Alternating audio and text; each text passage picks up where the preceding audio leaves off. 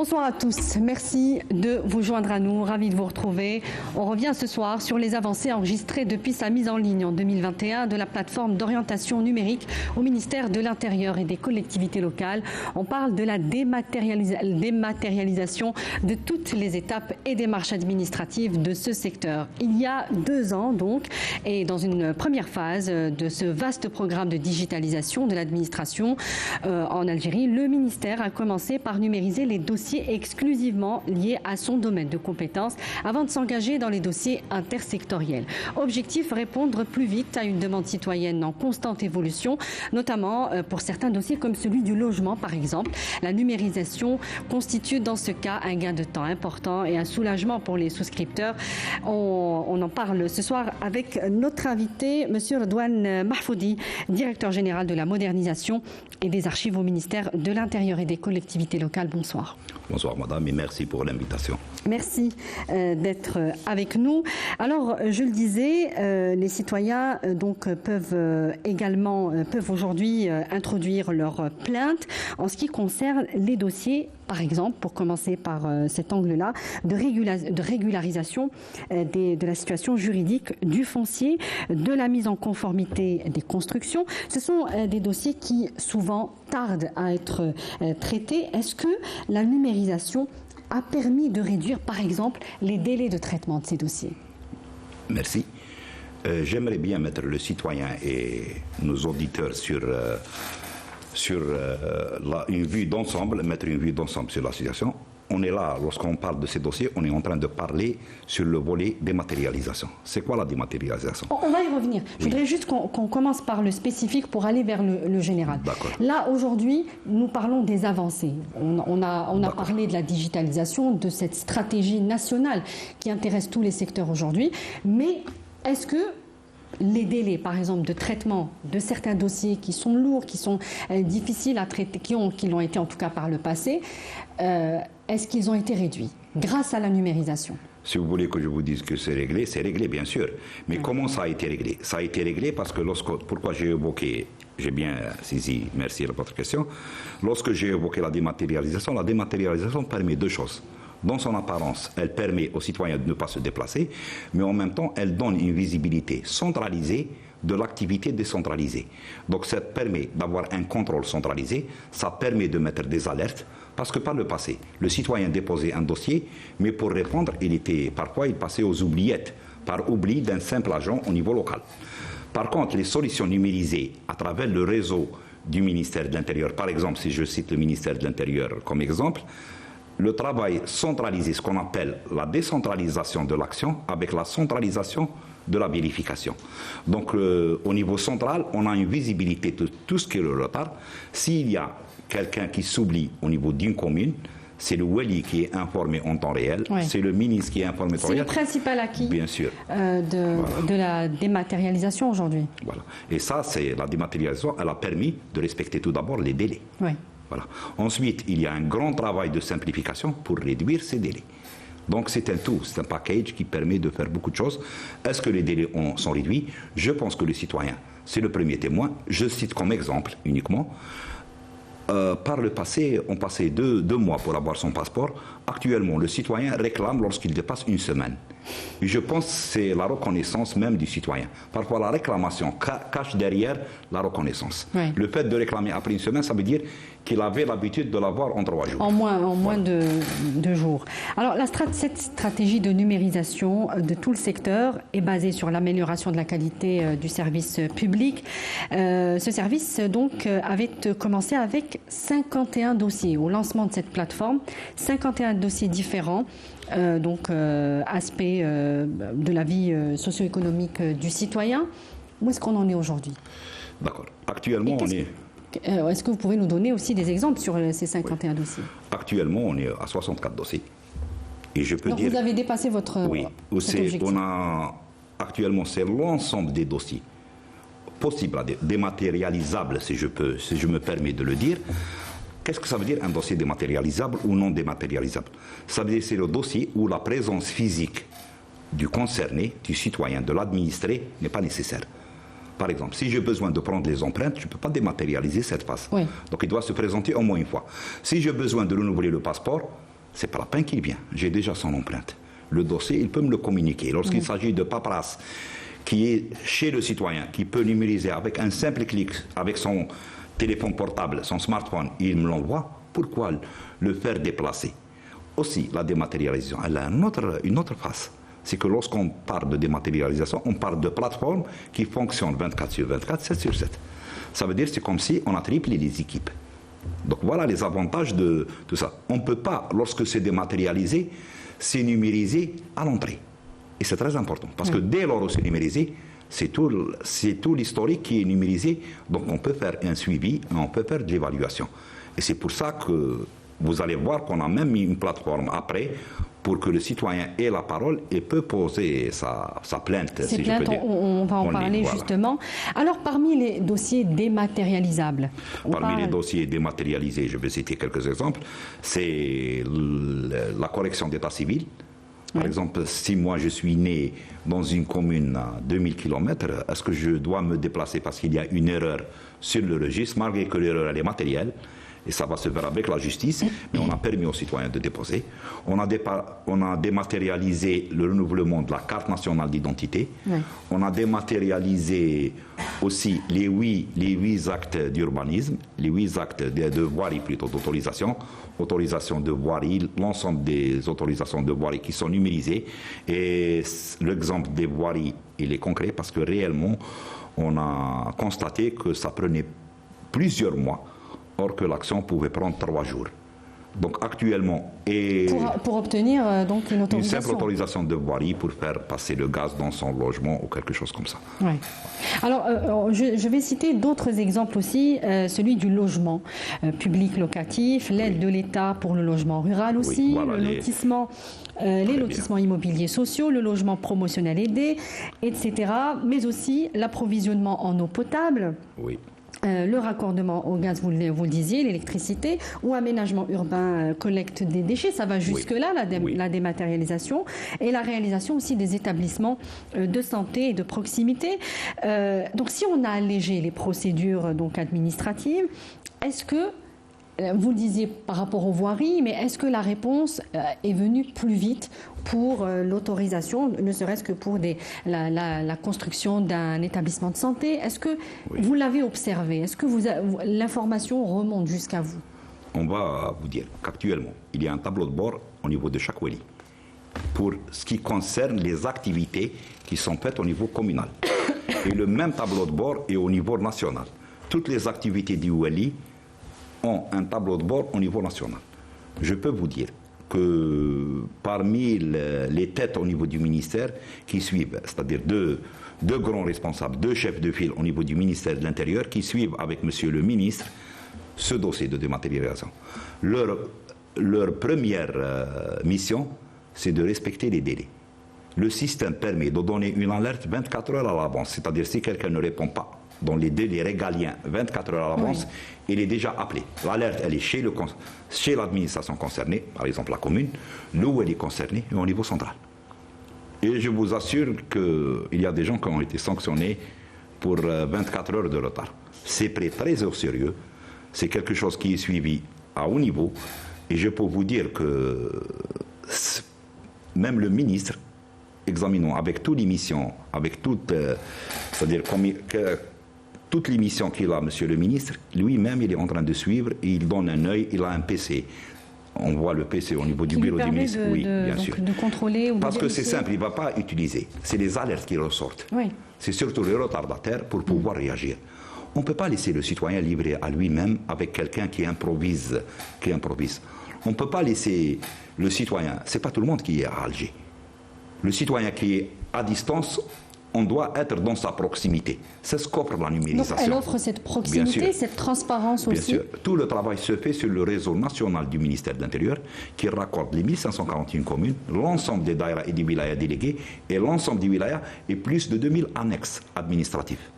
Donc c'est un réseau qui a plus de 4000 points raccordés.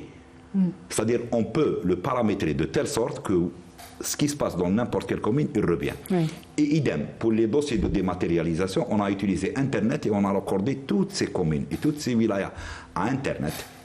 Donc, et le ministre lui-même peut consulter. C'est une forme de système intranet. Oui, on a l'intranet et on a l'Internet. Ouais. La partie où l'administration fait son travail, où il y a les données des citoyens à protéger, on les met sur intranet, bien sûr. C'est un investissement, un grand investissement qui a été consenti. Mais la partie où on veut de la simplicité pour les citoyens, pour être réactif avec les citoyens, là on va vers Internet bien sûr, et on se rapproche à Internet.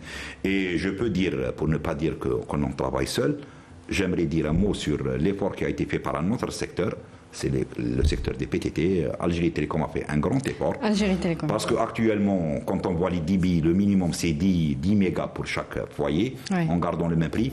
Tout ça nous a permis, parce que c'est un accompagnement. Jusqu'à 100 mégas, 100 et 200 mégas aujourd'hui. Voilà. Mais le minimum c'est 10 mégas, et c'est le même prix, tu as 2 mégas qui étaient auparavant. Le citoyen n'a pas.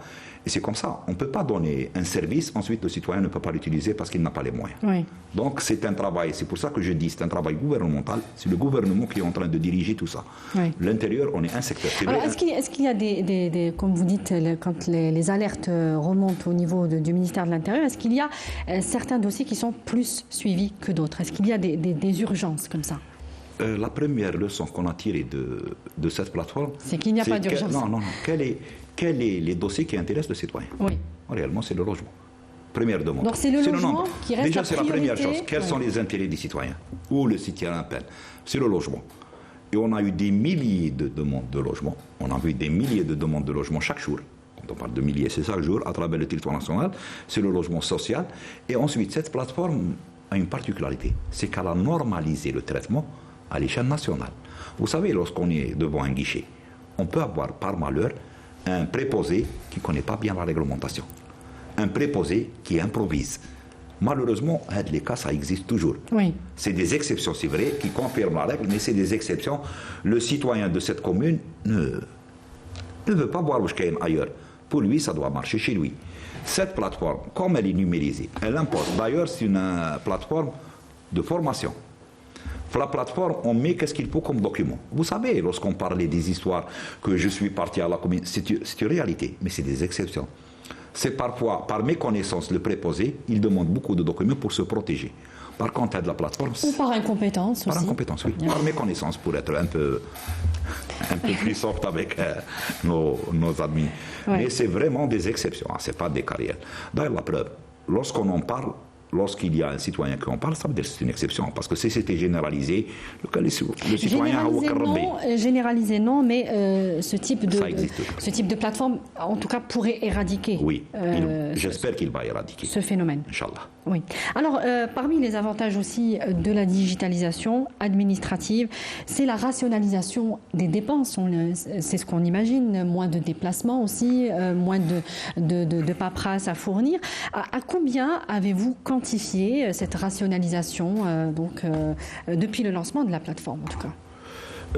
Je ne peux pas vous dire, je ne suis pas un financier, je ne peux pas vous dire, mais je vais citer des exemples concrets. Oui, c'est ce qui nous intéresse. Voilà.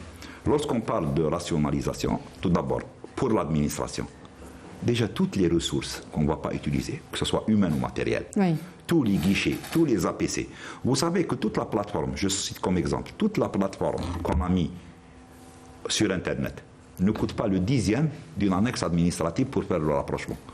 On parlait du rapprochement de l'administration des citoyens. Avec quoi? Avec la décentralisation. C'est des gros chantiers, dans les années 80. Avec la mise en place des annexes administratives, parce que celui qui est dans une wilaya du sud, où il y a l'éloignement, où la superficie de la commune, c'est des centaines de kilomètres, ne peut pas se déplacer. Même à sa commune, c'est un voyage. Le fait de mettre une plateforme, c'est qu'il va le faire de sa maison. Donc on a rapproché l'administration grâce aux technologies de l'information et de la communication. Donc on a. Mais la plateforme a dit ça a coûté de l'argent. Ça représente moins que 10% du prix d'une simple annexe administrative, d'une simple construction. Le fait de se déplacer à Alger, c'est le dossier décentralisé. Pour quelqu'un qui est à Tamarrasset, le gain pour le citoyen, c'est plus facile, ça coûtera 2 ans d'abonnement d'Internet pour lui. Ou bien sûr, je connais pas Internet actuellement, mais je travaille un citoyen qui Internet.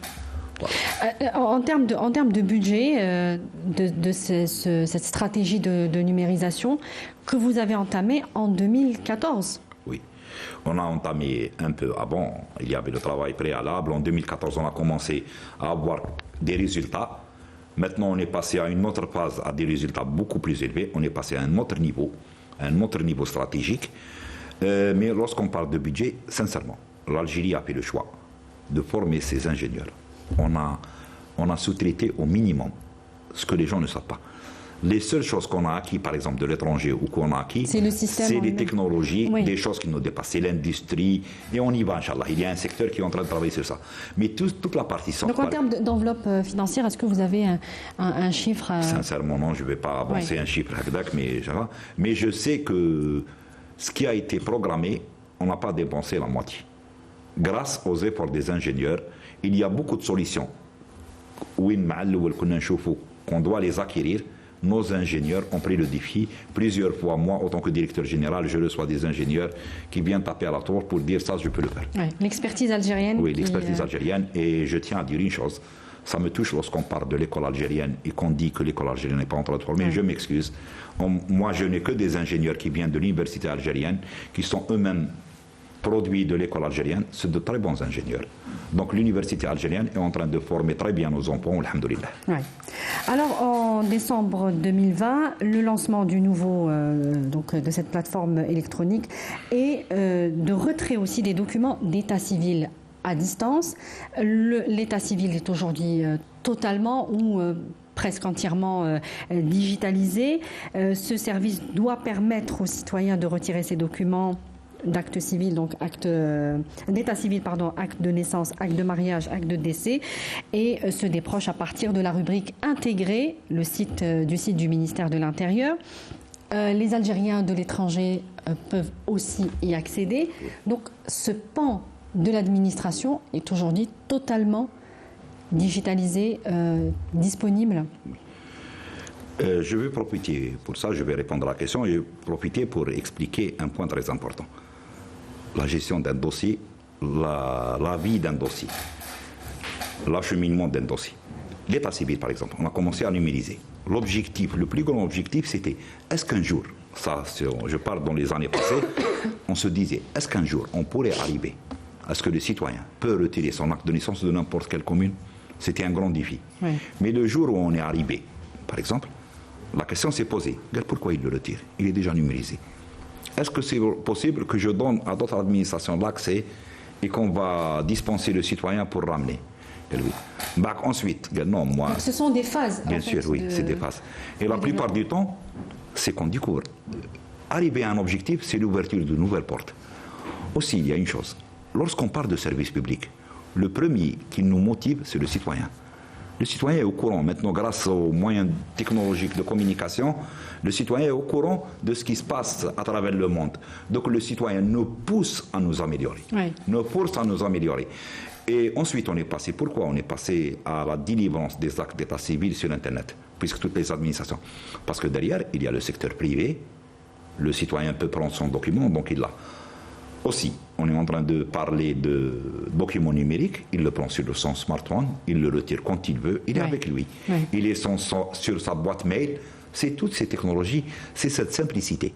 D'ailleurs, pour vous montrer qu'il y avait une attente des citoyens, le jour où on a lancé la délivrance des actes d'état civil sur Internet, on a eu plus d'accès, c'était en fin d'année, oui. L'accès avec le jour, c'était carrément l'année complète. C'est-à-dire, on a découvert quoi? En fait, quand le citoyen nous attendait. Il n'attendait que ça. Oui, vous dites d'ailleurs souvent, dans les différentes interviews auxquelles vous participez, que nous, au niveau national, nous serions en retard par rapport à la demande du citoyen. Oui. C'est le retard que nous avons aujourd'hui. Qu'est-ce qui reste par rapport à cette demande? Qu'est-ce qui reste à faire en termes de numérisation au niveau du ministère de l'Intérieur, évidemment? Je vais vous dire. Actuellement, ce qui reste, c'est toutes les actions intersectorielles, pour être réelles. Et les pouvoirs publics ont capté ça bien avant. C'est en 2020 que les pouvoirs publics, avec le gouvernement, le premier gouvernement qui fait le ministère de la numérisation, c'est pas pour pour qu'il soit la locomotive de cette action gouvernementale. Aussi, avec la décision de généraliser le NIN à tous les secteurs, C'est une instruction. Ce qu'est le NIN.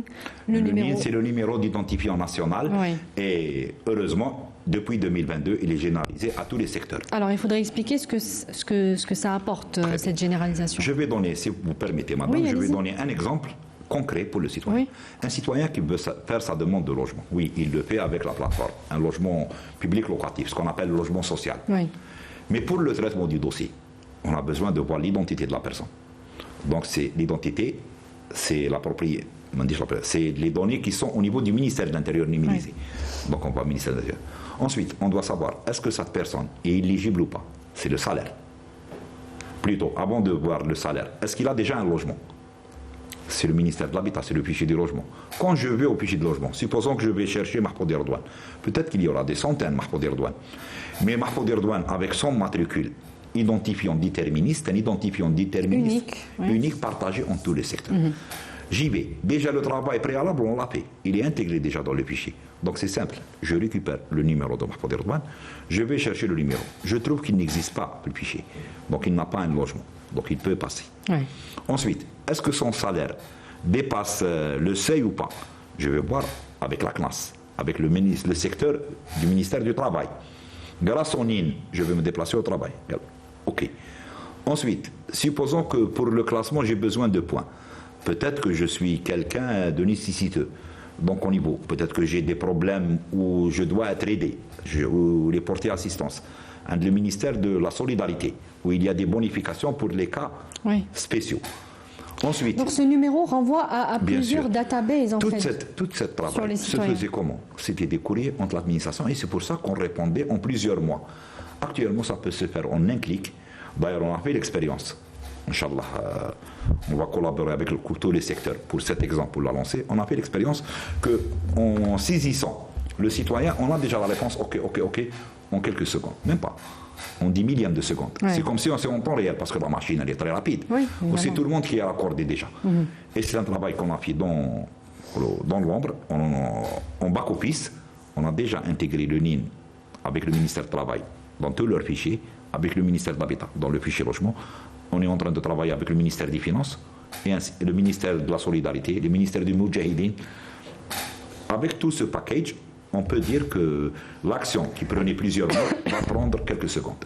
Alors, cette interopérabilité, en quoi elle est différente de ce qu'on peut trouver aujourd'hui sur le portail gouvernemental numérique des services publics? Le portail renferme plus de 300 services publics numérisés relevant de 29 départements ministériels et l'opportunité aussi aux citoyens pour le citoyen d'accéder en temps réel, 24 heures sur 24, à l'ensemble des services publics numérisés. Alors, quelle est la différence? On s'y perd un peu. Oui, on va situer le citoyen. Ouais. Tout d'abord, quel est l'objectif? L'objectif, ce n'est pas de numériser, ce n'est pas de dématérialiser, ce n'est pas de faire de l'interopérabilité. L'objectif, c'est d'avoir un meilleur service pour le citoyen. Oui, c'est une vie meilleure pour le citoyen. Ça, c'est l'objectif.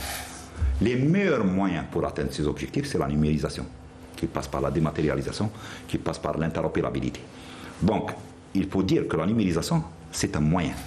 C'est le meilleur moyen actuellement à travers le monde. C'est pour ça que le monde va vers cette technologie pour atteindre les objectifs. L'objectif, c'est le citoyen. C'est le centre de tout travail. Maintenant, pour l'interopérabilité, si on parle d'interopérabilité, on est en train de parler, c'est comme si c'était un échange entre les machines. C'est l'automatisation des échanges. Donc on parle d'interopérabilité. L'information qui est au niveau du ministère du Travail, pourquoi je la saisis? Lorsque j'en ai besoin, j'y vais et je prends cette information. Alors ce n'est pas ce qu'on retrouve sur le portail gouvernemental? Je vais venir. Oui. Les nouvelles notions d'interopérabilité. La notion, je dis d'interopérabilité, c'est le guichet unique. On parle de guichet unique physique, mais le guichet unique dématérialisé, là, on est dans le portail gouvernemental. Je vous donne un exemple. J'ai besoin de demander le logement. Est-ce qu'un citoyen, est-ce que le logement, c'est le ministère de l'Habitat, le site du ministère de l'Habitat, le site de l'Intérieur? Oui. Sinon, on va envoyer tous les citoyens à faire une formation à l'ENA pour comprendre l'administration. Sincèrement, il y avait parfois des erreurs pour dire que le citoyen doit connaître. Oui, mais le citoyen a un objectif, a un besoin. Le citoyen, il est simple, je veux un logement. Donc il aimerait bien avoir un portail où il y a le logement d'orientation. C'est pas la peine de les 39 sites à les ministères. Oui. Donc, le portail, qu'est-ce qu'il fait? C'est un guichet unique qui rassemble, qui a des ramifications vers les sites. Supposons que le citoyen veut avoir un service d'état civil. يدخل le portail gouvernemental. Même s'il ne sait pas que l'état civil, la commune, c'est l'intérieur. Le portail le renvoie d'une façon transparente vers l'intérieur. Il le renvoie. Donc c'est un recensement de tous les services, c'est une centralisation et, comment dire, c'est la grande vitrine. C'est un travail très précis qui permet aux citoyens de ne pas lire toute la documentation. Oui, un gain de temps. Il y a le gain de temps, évidemment, dans ces recherches. On terminera juste avec la plateforme Nishki, c'est bien cela, qui est mise en ligne aussi par le ministère de l'Intérieur, à la disposition des citoyens et des opérateurs, qui leur permettent donc d'introduire leurs requêtes, doléances aussi, auprès de différents services via cette plateforme numérique. Alors là aussi, vous nous direz, juste pour terminer, quel est le bilan de cette plateforme? Parce que est-ce que ça a permis réellement à l'information de remonter et avoir des réponses plus efficaces aux doléances des citoyens? Rapidement, je vais vous dire pourquoi cette plateforme. Pourquoi on est arrivé à cette plateforme? Parce qu'on sait que malgré tous les efforts qui sont faits, peut-être qu'il y a des citoyens qui sont en train de peiner. Parce que dès lors où l'information n'est pas rentrée dans le système, on n'est pas au courant au niveau central. Cette plateforme permet de faire du citoyen, c'est celui qui va contrôler tout ce système. De plus du contrôle de l'administration, on a donné aux citoyens le contrôle de l'administration à travers cette plateforme Mishki. On a mis, bien sûr, si le citoyen va dire au niveau de telle commune, j'ai pas eu cette action, c'est le citoyen qui a fait l'inspection. Donc ça peut concerner toute forme, toutes sortes de plaintes? Bien sûr, tous les dossiers, bien sûr. Tous les dossiers administratifs déposés. Oui, tous les dossiers au niveau. Et même, c'est-à-dire, elle peut être élargie à tous les secteurs. Demain, c'est elle est adoptée. Et ça marche très bien. Et je vous dis une chose, on a un rêve. Est-ce qu'un jour, au lieu d'avoir Nishki, d'avoir un Dabbar, le citoyen va nous proposer des solutions. Et on y va, Inch'Allah. Donc faire participer le citoyen. Le citoyen, à chaque fois, on lui donne plus de pouvoir. C'est le principe. C'est le principe des pouvoirs publics. Très bien. Monsieur Redouane Mahfoudi, je vous remercie. Je rappelle que vous êtes directeur général de la modernisation des archives aussi au ministère de l'Intérieur et des collectivités locales. Merci beaucoup d'avoir répondu à nos questions ce soir. C'est moi qui vous remercie. Merci à vous de nous avoir suivis. Je vous donne rendez-vous très bientôt. Excellente suite des programmes. Au revoir.